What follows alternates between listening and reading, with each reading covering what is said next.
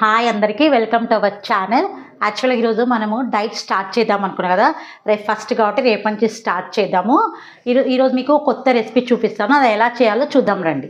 మీరు వచ్చేసి ఆలుగడ్డ శనగపప్పు అండి.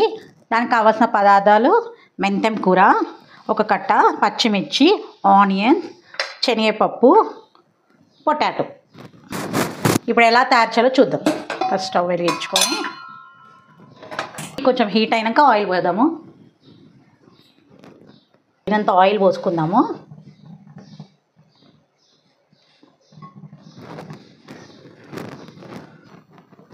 ఆయిల్ పోసుకున్నది ఒక 2 minutes ఆయిల్ హీట్ అవ్వనివ్వండి.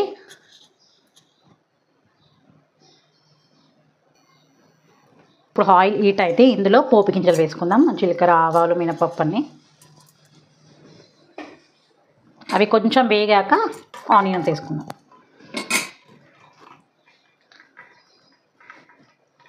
పోపు గింజలు వేగాయండి.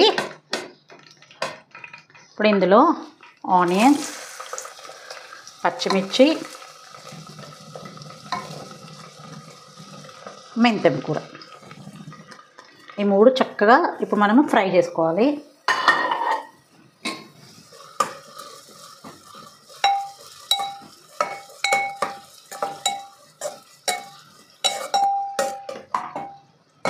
ఇవి ఫ్రై అయినాక మూత పెట్టి ఒక 5 minutes ఉంచుకుందాము.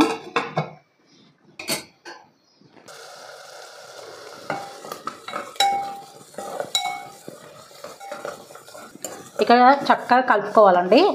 ఆనియన్స్ బ్రౌనిష్ వచ్చిన దాకా కలుపుకోవాలి. ఇవన్నీ మంచిగా వేగాలి ఆయిల్లో. చూద్దాము ఆనియన్స్ ఫ్రై అయినాయో లేవో. సో చక్కగా ఫ్రై అయినాయండి, బ్రౌనిష్ కలర్ వచ్చినాయి. ఇప్పుడు ఇందులో 1/2 స్పూన్ పసుపు వేసుకున్నాను. ఇది మొత్తం చక్కగా కలుపుకోవాలి. ఇప్పుడు ఇందులో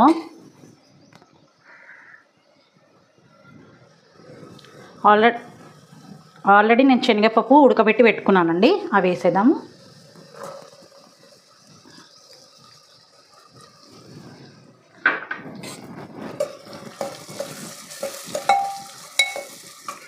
ఈ శనగపప్పు మంచి ఆయిల్ ఒక 2 minutes ఫ్రై చేద్దామండి.